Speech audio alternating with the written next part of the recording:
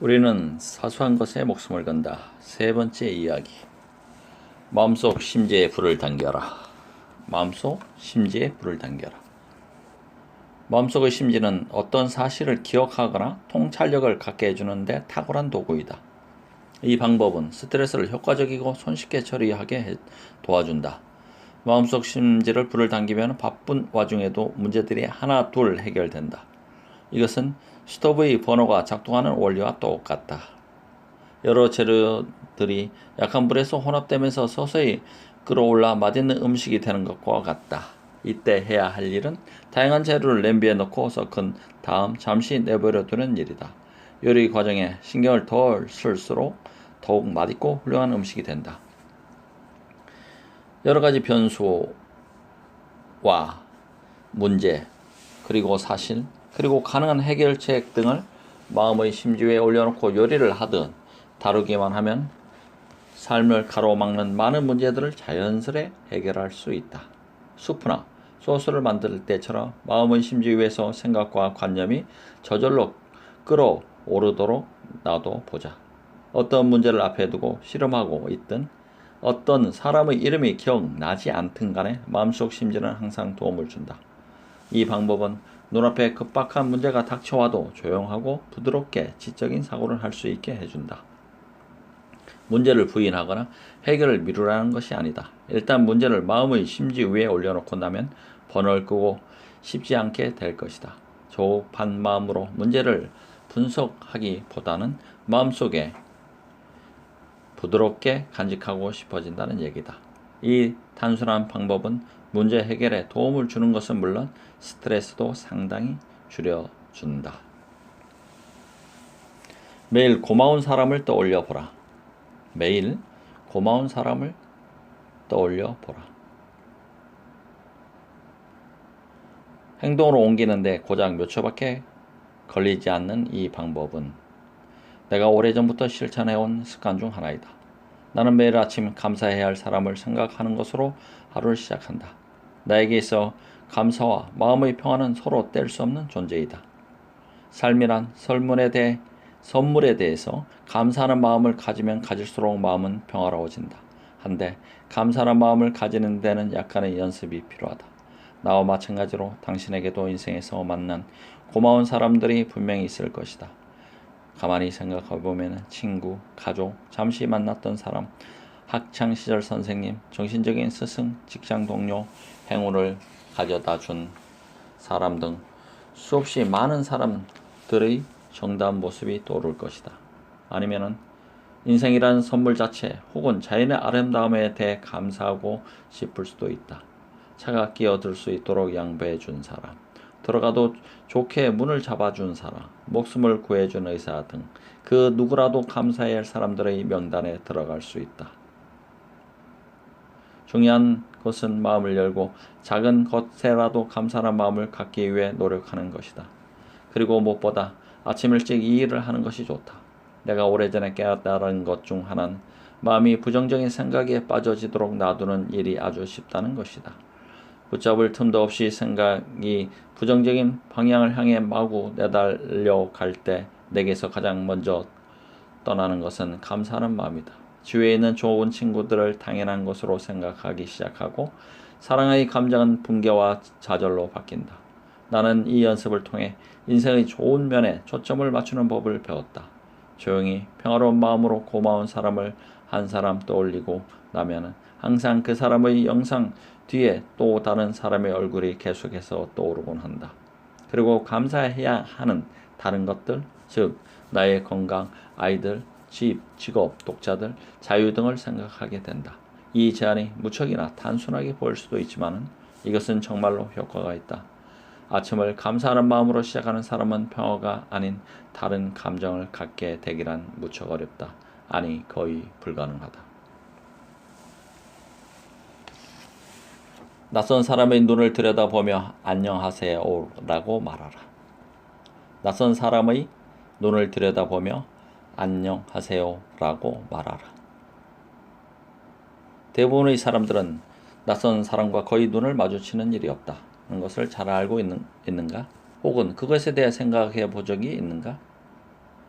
그 이유는 무엇일까? 두려움 때문에? 도대체 무엇이 낯선 사람들에게 마음을 여는 것을 가로막는 것일까?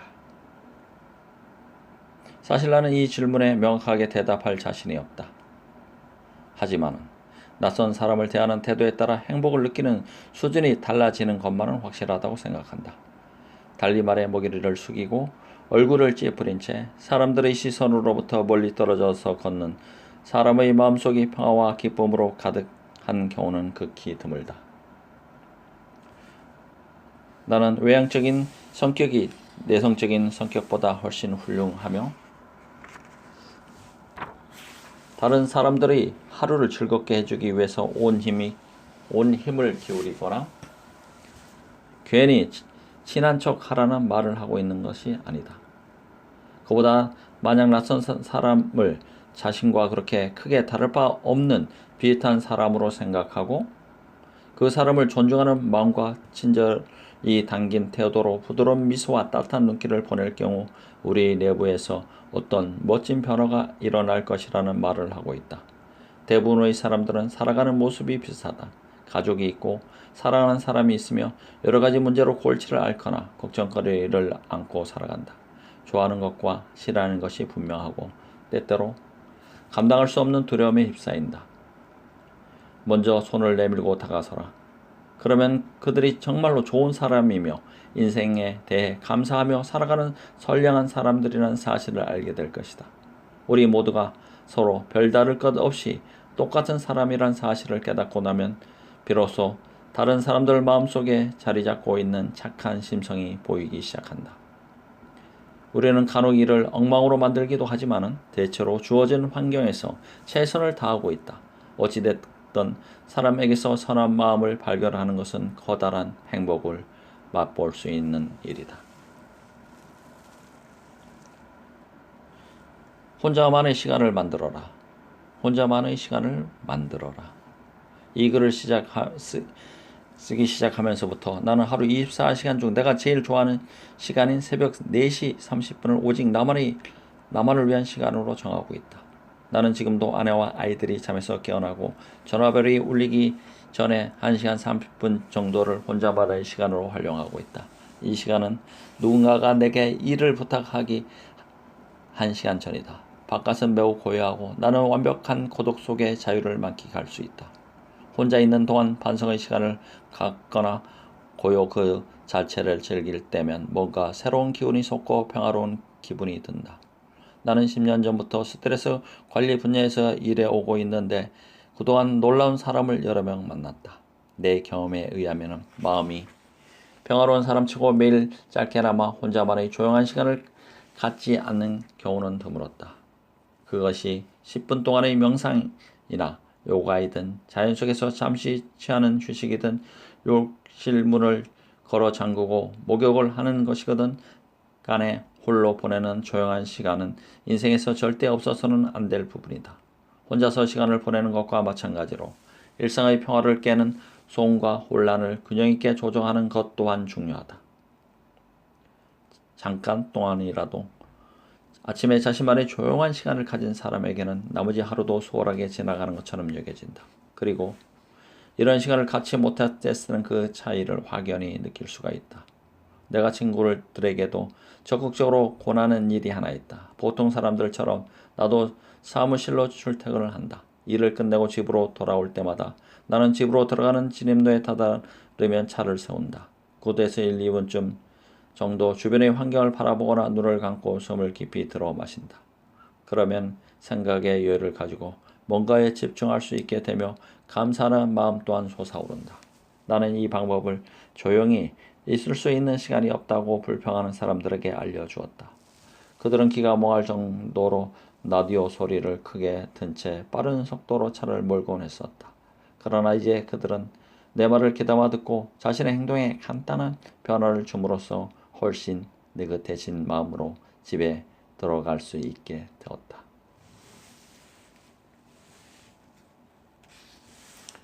주위 사람들이 어린 아기나 100살 된 노인이라고 생각해보라. 주위 사람들이 어린 아기나 100살 된 노인이라고 상상해보라. 나는 이 방법을 20년 전에 익혔는데 타인을 향해 이유 없이 치솟는 짜증을 없애는 데 굉장히 큰 도움이 됐었다. 우선 자신을 몹시 짜증나게 하고 화나게 만드는 누군가를 떠올려 보라. 자, 생각나는가? 그럼 이제 눈을 감고 그 사람이 어린 아기라고 상상해보자. 그들의 작고 가냘픈 모습과 순수하고 귀여운 눈을 어떻게 미워할 수 있겠는가? 우리는 아기들이 아무런 악의 없이 실수를 저지르며 우리 모두가 한때는 귀여운 아기였다는 사실을 알고 있다. 이제 마음의 시간을 100년 후로 맞춰보라. 그리고 이번에는 그 얄미운 사람이 머지않아 곧 죽게 될 가엾은 노인이라고 상상해보라. 삶의 지혜가 충만하고 과거의 실수들을 수용하는 듯한 그들의 초췌한 눈과 부드러운 미소를 가만히 들여다보라. 오래지않아 우리 모두는 살아있든 아니면 이미 이 세상 사람이 아니든 간에 언젠가는 100살이 된다. 이 방법은 여러 방식으로 다양하게 변화시켜 사용할 수 있을 뿐만 아니라 우리에게 삶의 비전과 연민을 가져다 준다. 만약 평화의 사랑으로 가득한 마음을 원하는 사람이라면 틀림없이 타인에 대해서 부정적인 감정을 품는 일 따위는 원하지 않을 것이다. 먼저 이해하려고 노력해 보라. 먼저 이해하려고 노력하라. 이 방법은 스티븐 코비 성공하는 사람들의 7가지 습관 중 하나를 채택한 것이다. 이 습관은 만족스럽고 성공적인 삶을 살아가기 위한 지름길이다. 본질적으로 먼저 이해하고자 노력하는 것은 타인에게는 좀 더 관심을 갖고 반대로 다른 사람이 자신을 이해하는지에 대해서는 신경을 덜 쓰는 것을 뜻한다. 자신과 상대방에게 이익이 되는 원활한 의사소통을 원한다면 우선 먼저 그 사람이 왜 그런 행동을 했는지 이해해야 한다. 사람들은 무엇을 말하려 하는지, 그들에게 무엇이 중요한지 등을 진정으로 이해할 때 그들 역시 자연스럽게 우리를 이해하게 된다. 하지만 이러한 과정이 거꾸로 이루어질 때 우리들은 대개의 경우 그렇게 한다에는 상황은 심각한 지경에 이른다. 상대를 이해하기에 앞서 자신의 생각만을 주장할 경우 자신과 상대방의 사이는 더욱 멀어지게 된다. 의사소통은 벽에 부딪히고 결국 두 자존심 사이에 싸움이 일어난다. 나는 재정 문제로 말다툼을 벌이면서 절망적인 결혼 생활을 10년 동안이나 해온 어떤 부부의 문제를 해결한 적이 있다. 남편은 아내가 푼돈까지 아껴서 저축하고 싶어하는 이유를 이해하지 못했으며 아내는 남편이 돈을 헤프게 쓰는 것이 못마땅했다. 두 사람 모두 자신의 마음을 이해하지 못하는 상대방에 대한 좌절감 속에서 허우적대기만 할 뿐 지혜롭게 행동하지 못했다. 내가 접한 문제들 중 대부분이 이 부부의 문제보다 더 복잡한 반면 해결책은 상대적으로 간단했다. 무엇보다 큰 문제는 그 부부가 각자 자신이 상대로부터 이해받지 못하고 있다고 느끼는 점이었다. 그 부부는 서로의 말을 가로막지 않고 상대방의 얘기에 귀를 기울이는 방법을 배워야 했다. 그들은 자신의 입장을 방어하기보다 먼저 상대를 이해하려고 노력할 필요가 있었다. 내가 그들에게 제안한 방법도 바로 이것이었다. 마침내 남편은 아내가 자신의 친부모가 겪었던 경제적인 어려움을 다시 경험하고 싶지 않아서 열심히 저축한다는 사실을 알게 되었다. 그녀의 마음속 깊은 곳에는 파산에 대한 두려움이 자리 잡고 있었던 것이다. 그리고 아내는 남편이 시아버지가 시어머니에게 해준 만큼 그녀를 잘 돌보지 못했던 것에 대해 죄스러웠다는 것을 알게 되었다. 그런 마음속 깊이 아내가 자신을 자랑스럽게 여기기를 바랐던 것이다. 이 두 사람이 상대를 이해하는 법을 배우게 되면서 서로에 대한 절망감은 연민으로 바뀌었다. 현재 그들은 지출과 저축 사이에 적절한 균형을 유지하고 있다. 먼저 이해하려고 노력하는 것은 누가 옳고 그르냐는 식의 문제와는 무관하다. 이것은 효과적인 의사소통을 위한 삶의 철학이다. 사람들이 자신의 마음을 이해하지 못한다고 원망하지만 말고 이제부터라도 이 방법을 실천해보라. 처음부터 모든 문제가 해결되지는 않겠지만은 당신이 자신의 말에 귀를 기울이고 이해하기 위해 애쓴다는 사실을 그들 역시 알고 있다는 것을 깨닫게 될 것이다. 이것은 보다 사랑이 넘치는 관계를 맺기 위한 첫걸음이다.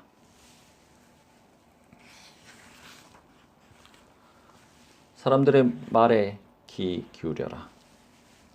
사람들의 말에 귀 기울여라. 나는 지금껏 내가 사람들의 말을 귀담아 듣는 사람이라고 믿어왔다.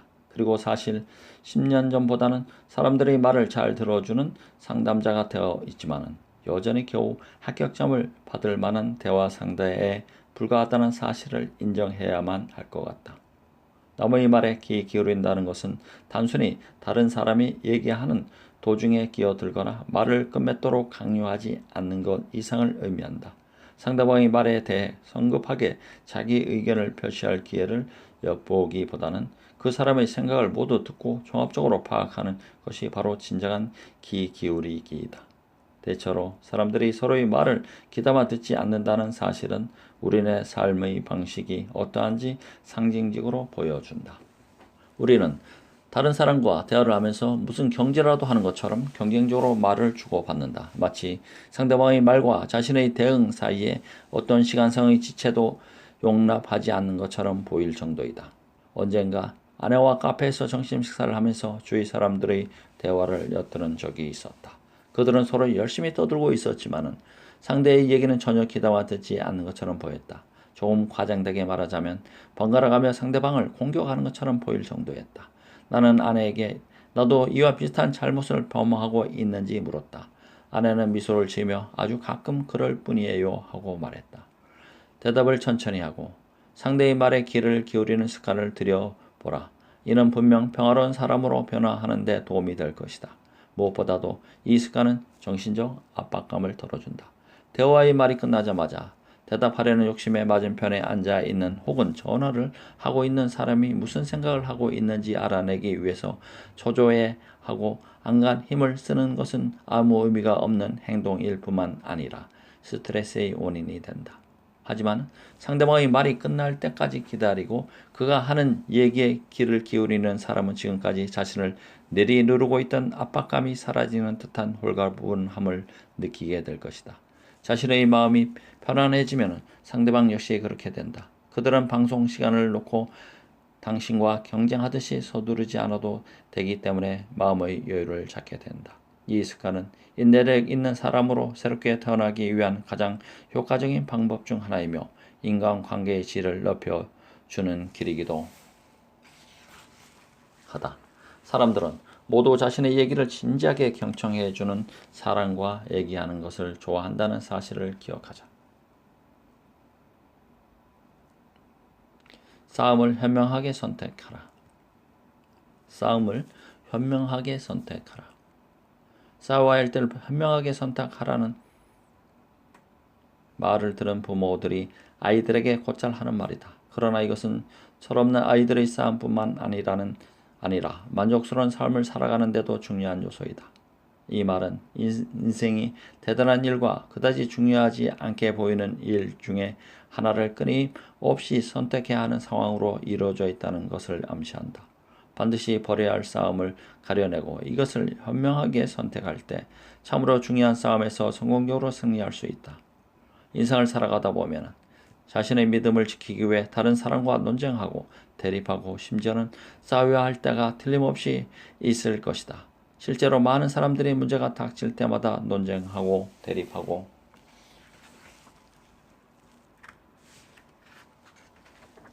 다투면서 자신의 삶을 사소한 것들을 놓고 싸우는 전쟁터로 만들고 있다. 결국 이러한 싸움에 지치고 이런 식으로 사는 것에 너무도 절망한 나머지 진정으로 중요한 것이 무엇인지조차 잊게 되기도 한다. 의식적인 것이든 무의식적인 것이든 간에 당신의 목표가 오직 인생에서 승리하는 것이라면 살면서 겪게 되는 작은 불이치나 차고도 심각한 상황으로 발전될 수가 있다. 인생이 정확하게 우리가 원하는 대로 되는 경우는 드물다. 사람들이 매번 우리가 바라는 대로 행동하지 않는 것 또한 사실이다.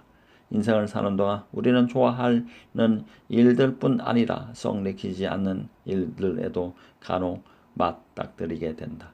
자신의 의견에 동의하지 않는 사람, 어떤 일을 자신과는 아주 다르게 처리하는 사람, 그리고 쓸데없는 일들이 항상 있기 마련이다. 만약 인생의 이러한 원칙을 무시한다면 아마도 인생의 대부분을 전쟁을 치르면서 보내게 될 것이다. 평화롭게 인생을 사는 방법은 어떤 일이 싸울 가치가 있고 어떤 일은 그냥 지나쳐야 하는지를 지혜롭게 판단하는 것이다. 당신의 인생 목표가 모든 것에서 완벽해지는 것이 아니라 스트레스 없는 삶을 사는 것이라면 싸움이야말로 마음의 평화를 빼앗아간다는 사실을 잊어서는 안 된다. 자신이 옳고 그가 틀리다거나 단순히 사소한 실수를 저질렀다고 해서 사랑하는 가족과 싸워야 할 필요가 있을까? 어떤 레스토랑, 어떤 극장에 가는 것이 더 좋은가 하는 문제가 말다툼을 벌일 만큼 그렇게 중요한 일인가? 차가 살짝 긁히는 걸 가지고 그 사람을 고소해야만 하겠는가?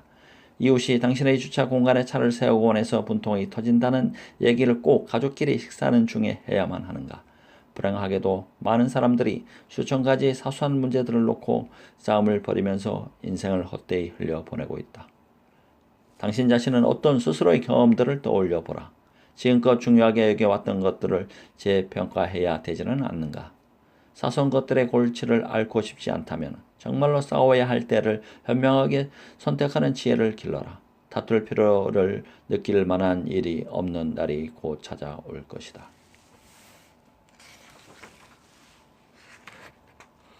기분이 저조할 때 떠오른 생각에 속지 마라. 기분이 저조할 때 떠오른 생각에 속지 마라. 사람의 기분 혹은 간혹 극도로 기만적이어서 때로 삶이 실제보다 훨씬 엉망이처럼 느끼도록 주인을 속이곤 한다. 어쩌면 지금 당신도 그래서 세상을 어떻게 보고 있는지 모른다. 기분이 좋을 때 인생은 위대해 보인다. 그리고 인생에 대한 비전과 상식, 지혜를 지니게 된다. 이때는 일이 어렵게 느껴지지 않으며 문제거리들 역시 그다지 골치 썩히지 않고 쉽게 해결될 것처럼 보인다. 인간관계 또한 순조로워지며 의사소통도 수월하게 이루어진다. 이럴 경우에는 설사 비판을 받더라도 쇠스럽지 않게 받아들일 수 있다. 반대로 기분이 나쁠 때는 인생이 참을 수 없을 정도로 심각하고 고달프게 여겨진다. 그래서 미래에 대한 비전을 가질 유력조차 없다. 상황을 주관적으로 받아들이게 되고 때로는 주위 사람들을 오해하거나 그들의 행동에 악의가 숨어 있다고 생각한다. 바로 여기에 문제의 핵심이 있다. 사람들은 자신의 기분이 수시로 바뀐다는 것을 자각하지 못한다. 대신 자신의 인생이 지난 며칠 사이에 심지어는 몇 시간 사이에 갑자기 나빠졌다고 생각한다. 아침을 기분 좋게 생각하면 자신의 아내와 일 그리고 자신의 차를 사랑이 담긴 시선으로 바라볼 수 있다. 미래를 낙관적으로 보게 되고 과거에 대해서도 고마움을 느낀다. 하지만 그렇다가도 오후 늦게 기분이 언짢아지면 일하기가 싫어지거나 아내가 귀찮게 느껴지고 자동차는 고물이며 자신은 직장에서 성공할 가망이 없다는 절망적인 확신이 든다. 기분이 좋지 않을 때 누군가가 어린 시절에 대해 묻는다면 틀림없이 자신의 어린 시절은 너무나 힘들었다고 지금의 곤란한 상황은 모두 부모 탓이라고 말할 것이다. 이렇게 빠르고 극적일 정도로 대조적인 행동은 터무니없고 우스꽝스러워 보인다. 그러나 사람들은 흔히 이런 식으로 생각한다. 기분이 저조할 때면 비전을 잃게 되며 모든 일이 당장 급하게 처리해야 할 것처럼 보인다. 기분 좋을 때 느꼈던 인간과 사물 그리고 상황에 대한 만족스러운 감정이 기분이 나빠지면 깨끗이 사라진다. 심지어 동일한 상황, 배우자, 직장, 자동차, 자신의 잠재적 능력, 어린 시절을 기분에 따라 전혀 다르게 느끼기조차 한다. 기분이 저조할 경우 사람들은 좋지 않은 기분 탓에 부정적인 느낌이 들었다고 생각하기보다는 자신의 삶이 전부 잘못되어 있다고 속단해 버리는 경향이 있다. 이것은 지난 몇 시간 사이에 인생이 엉망이 되어 버렸다고 말하는 것이나 다름없다. 기분이 저조한 상태에서 삶에 대해 이야기하는 것만큼 어리석은 행동은 없다.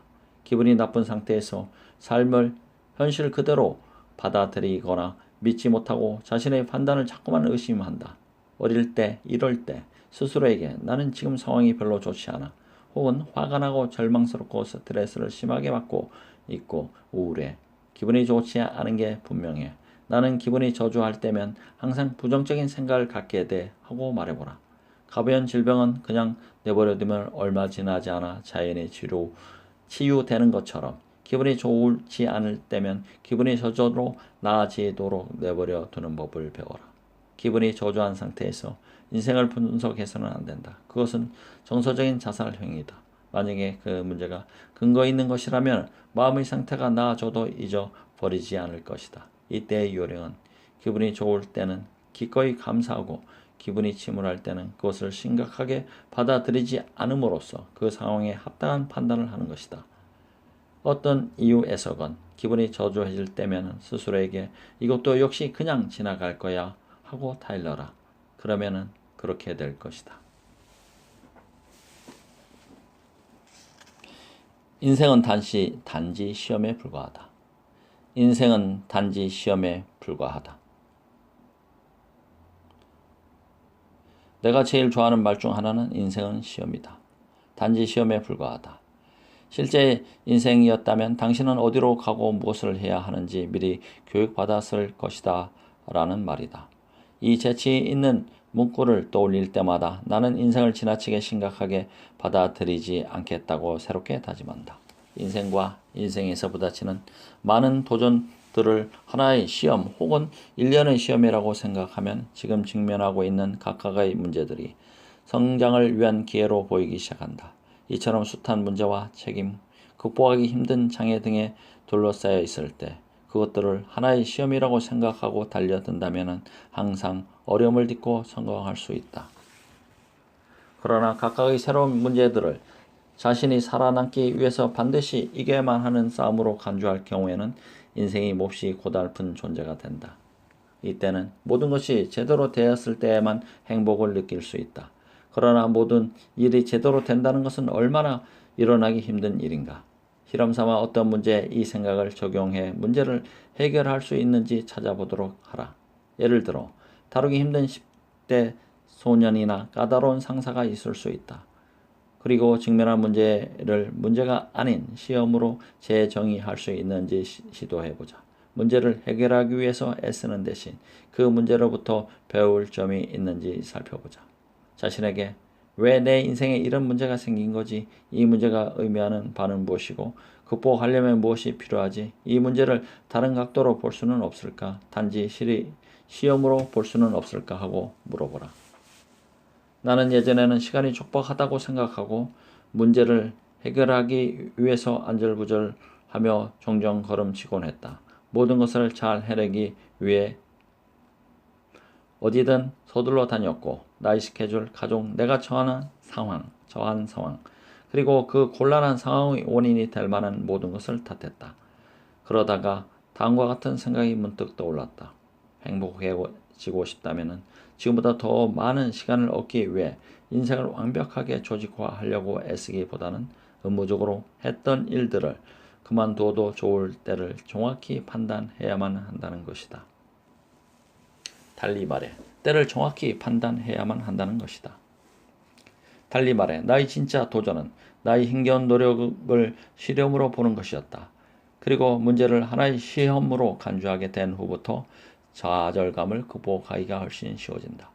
나는 지금도 이따금 시간이 부족하다는 생각에 더 많은 시간을 짜내려고 애쓴다. 하지만 이런 경우는 예전보다 훨씬 줄어들었고 문제들을 있는 그대로 받아들이는 데 익숙해졌다.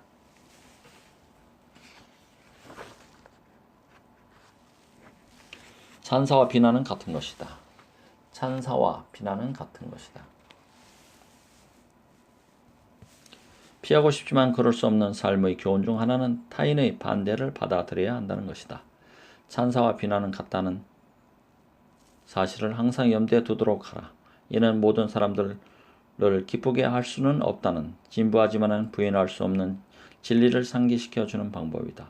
어떤 후보가 선거에서 55%의 득표율을 얻어 압도적으로 승리할지라도 그는 다른 후보자에게 표를 준 나머지 45%의 선거권자들의 지지는 얻지 못한 것이다. 그렇다면 당선자는 이 사실 또한 겸손하게 받아들여야 하지 않을까? 사람들이 가족이나 친구, 함께 일하는 동료들로부터 동의를 얻어내는 비율도 그다지 높지 않을 것이다. 모든 사람이 인생을 평가하는 자신만의 가치 기준을 갖고 있으며 우리의 기준이 항상 다른 사람들과 일치하지는 않는 것이 사실이기 때문이다. 하지만 어떤 이유에서든 대다수의 사람은 그 불쾌한 사실을 무시하려고 한다. 다른 사람들이 자신의 생각을 거부하고 아니요 라고 말하거나 다른 식으로 자신의 의견을 반대할 때마다 화를 내고 상처받고 좌절한다. 만나는 모든 사람에게서 자신의 의견에 대한 동의를 얻어낼 수 없다는 불가피한 진리를 빨리 수용할수록 삶은 그만큼 더 여유로워진다. 이 사실을 받아들이고 때에 따라서는 사람들의 반대를 인정할 수도 있다고 생각할 때에야 비로소 길지 않은 삶의 여정에 도움이 되는 비전을 지닐 수 있게 되는 것이다.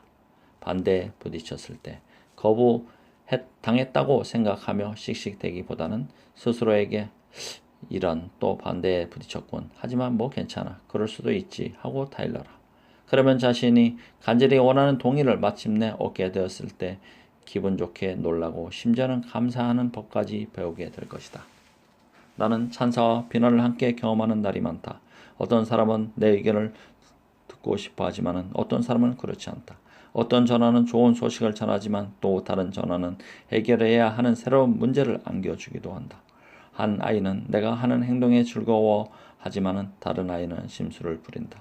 나를 정말 좋은 사람이라고 칭찬하기도 하지만 내가 전화를 다시 해주지 않는 걸 보고 이기적이라고 생각하는 사람도 있다. 그렇지만 이렇게 좋은 것과 나쁜 것, 자신에 대한 타인의 동의와 반대야말로 모든 사람의 인생을 이루는 한 부분이다. 물론 언제나 반대에 부딪히기보다는 동의를 얻어낼 때 훨씬 기분이 좋고 행복하다. 그것이 더 유쾌해지고 마주 대하기 쉬운 것임에 틀림없으니까. 하지만 현실에 만족하는 사람이 되어갈수록 이러한 사실을 덜 의식하게 되는 것 또한 분명한 사실이다. 때로는 엉뚱한 친절을 베풀어라. 때로는 엉뚱한 친절을 베풀어라. 이미 오래전에 등장한 자동차 범퍼용 스티커가 하나 있었다. 누구든지 전국 어디에서나 이 스티커가 차에 붙어 있는 것을 볼 수 있다. 사실 나 역시 이 스티커를 붙이고 다닌다. 그 스티커에는 다음과 같은 글이 씌어져 있다. 때로 당신의 인생에서 엉뚱한 친절과 정신 나간 선행을 베풀어라. 이 문구를 누가 생각해냈는지 모르겠지만 나는 내 앞에 서있던 차에서 그 문구를 발견하고는 그 이상 중요한 메시지는 본 적이 없다고 생각했다. 때로 당신의 인생에서 엉뚱한 친절과 정신 나간 선행을 베풀어라. 엉뚱한 친절을 베푸는 것은 무엇인가를 주면서 아무것도 기대하지 않는 즐거움을 누릴 수 있는 가장 좋은 방법이다. 이런 행동은 남몰래 선행을 베풀고 싶을 때 매우 도움이 된다. 샌프란시스코만에는 5개의 유료 다리가 있다. 한데 얼마 전 사람들은 자신의 뒤를 뒤따르는 자동차의 통행료를 내기 시작했다. 운전석에 앉은 사람은 통행료 진수 창구에 이르러 돈을 내려는 순간 당신의 통행료는 앞차 운전자가 이미 지불했습니다. 라고 소리를 듣게 된 것이다. 이것은 보답을 바라지 않는 사심 없는 친절의 한 일이다. 부담 없이 선택한 그 작은 선물이 뒤따르던 운전자에게 줄 충격을 상상해보라. 어쩌면 그 일로 인해 그는 그날 하루만이라도 좀 더 좋은 사람이 될지도 모른다. 때때로 친절한 행동은 다른 친절을 연쇄적으로 불러일으키기도 하니까. 선의 친절을 베푸는데 한 가지 정답만이 있을 수는 없다. 그것은 개개인의 마음으로부터 나오는 것이니 말이다. 이것을 실천할 수 있는 방법은 아주 다양하다. 즉, 동네의 쓰레기를 줍는 것부터 익명으로 자선금을 기부하는 것, 재정적인 어려움을 겪고 있는 사람이 한숨 돌릴 수 있도록 봉투에 얼마간의 돈을 넣어 보내는 것, 도움이 필요한 동물 구조협회에 데려가는 것, 자원봉사자가 되어 교회나 보호소에서 배고픈 사람들에게 음식을 나눠 주는 것 등이 모두 선행이 될 수는 있다. 당신은 이 모든 일을 그리고 그 이상의 일을 할 수 있다. 여기서 핵심은 준다는 행위의 즐거움이며 이때 베푸는 것은 반드시 값나가는 것일 필요는 없다는 점이다. 사람들의 친절을 베푸는 가장 큰 이유는 그것이 커다란 정신적 만족감을 가져다 주기 때문이다. 친절한 행동은 그것을 베푼 사람에게 자기 만족이라는 긍정적인 느낌으로 보상해주며 봉사와 친절, 사랑이란 대단한 소중한 인생의 측면을 상기시켜준다. 사람들 모두가 조금씩 서로에게 양보할 때 우리는 좀 더 살만한 세상에서 살게 될 것이다. 행위의 이면을 들여다보라. 행위의 이면을 들여다보라. 신경 쓰지 마. 그 사람 모르고 그러는 거야. 이런 말을 들어본 적이 있는가? 만약 그렇다면 당신은 행위의 이면을 보는 지혜와 접속해 본 사람이다. 자녀가 있는 사람이라면 이건 단순한 용기가 지니는 중요성을 잘 인식하고 있을 것이다. 만약 자녀에 대한 사랑이 아이들의 행동에 의해서 결정되는 것이라면 변덕스럽고 때때로 터무니없는 행동을 하는 아이들을 항상 사랑하기란 쉬운 일이 아닐 것이다. 사랑이 그 대상의 행동에 기초해서 형성되는 감정이라면 반항적이고 항상 불만에 가득 찬 채 뚱한 얼굴로 삐딱한 행동만 해대서 주위 사람들을 속 터지게 하는 10대 때에는 그 누구도 사랑받지 못할 것이다. 그러면 자녀에게 베푸는 것과 같은 무조건적인 사랑과 친절을 만나는 사람 모두에게로 확대하여 적용시켜 보면 어떨까? 누군가가 도저히 이해할 수 없는 행동을 할 때 그들을 엉뚱하고 어처구니 없는 행동을 하는 10대 자녀를 대할 때처럼 너그럽게 바라볼 수만 있다면 이 세상은 좀 더 사랑으로 가득해지지 않을까? 이것은 다조처럼 머리를 모래 속에 처박은 채 모든 일이 아무래도 좋다는 듯 행동한다거나 타인이 자신의 생활을 친애하는 것을 참고 내버려 둔다거나 부정적인 행동을 못 본 채 하고 그냥 지나치거나 받아들이라는 것이 절대 아니다. 그저 단순히 다른 사람의 못마땅한 행동을 선의 눈길로 바라보라는 것이다. 우체국 직원이 가끔 사물을 느릿느릿 처리하여 속이 답답하다 못해 터질 지경이라면 그가 오늘 기분이 좋지 않거나 아니면 자신의 일에 대해 불만스러워하고 있는지도 모른다고 생각하며 그에 대해 연민을 가지려 노력해보자. 또 배우잖아. 가까운 친구와 날카로운 말을 쏘아 붙이며 간혹 곤혹스럽게 만들 때는 그 냉랭한 행동의 이면에 당신을 진실로 사랑하는 마음이 숨어있다는 사실을 떠올려 노력하자. 당신의 사랑을 받고 싶은 간절한 마음이 그런 식으로 표현된 것이라고 생각하며 그들을 이해하자는 것이다. 행위의 이면을 들여다보는 일은 사람들이 생각하는 것보다 훨씬 쉽다. 오늘 당장 시도해보라. 미처 생각해보지 못했던 좋은 결과가 기다리고 있을 것이다. 동기의 순수함을 찾아보라. 동기의 순수함을 찾아보라. 타인의 행동을 이해할 수 없을 때 사람들은 벽에 부딪히는 듯한 절망감을 느끼곤 한다. 타인이 자신에게 참을 수 없는 행동을 할 때 대부분의 사람들은 그들이 무고하다기보다는 죄가 없다고 본다. 겉보기에 비이성적으로 보이는 그들의 행동, 회개한 소문, 과격하고 치사하며 이기적인 행동들을 보고는 그들과 자신 사이에 있는 부술 수 없어 보이는 두꺼운 벽에 대해 너무도 쉽게 극도의 절망감을 느끼곤 하는 것이다. 무례하고 짜증스러운 행동에만 초점을 맞춘다면 열의 9은 상대방이 자신을 비참하게 만드는 존재처럼 보일 것이다. 하지만 언젠가 웨인 다이어 박사가 어떤 강연에서 비꼬듯 말했듯이 이런 행동은 분명히 너무도 터무니없는 것이다. 당신을 비참하게 만드는 사람들을 모두 내 앞에 데려오라. 내가 그들을 카운셀러로 대하게 되면 당신은 훨씬 나아질 것이다. 상대방이 이해할 수 없는 행동을 하는 것은 사실이다. 때때로 그렇지 않는 사람이 누가 있을까? 하지만 화를 내는 것은 바로 나이기 때문에 변화해야 할 필요가 있는 사람 역시 바로 나 자신이다. 지금 폭력적이거나 비정상적인 행동을 무조건 받아들이거나 무시하거나 혹은 옹호하라는 말하고 있는 것은 아니다. 단지 사람들의 행동에 대해 예민하기 쉬운 촉각을 누그러뜨리는 방법에 대해서 이야기하고 있다. 상대방의 행동에서 그 동기의 순수함을 찾아보려고 노력하라. 자신이 도저히 좋아할 수 없는 짜증스러운 행동을 하는 사람을 상대하는 데 도움이 된다. 그것은 상대의 행동과 거리를 유지하는 것. 즉, 어떤 사람이 그러한 행동을 한 동기가 순수하다는 것을 확인하기 위해 그 행동의 이면을 들여다보는 것을 말한다. 이 방법은 우리의 시각과 생각을 완전히 바꿔놓는다. 이 사소한 그러나 전에는 생각할 수 없었던 생각의 변화는 자신을 짜증스럽게 만드는 사람들에 대해 연민의 감정을 불러일으킨다. 간혹 나는 서둘러서 일을 처리하려 하고 몰아치는 사람들과 함께 일을 한다. 그때마다 나는 정신없이 재촉하는 그들의 행동이 역겹고 심지어는 모욕스럽기까지 하다.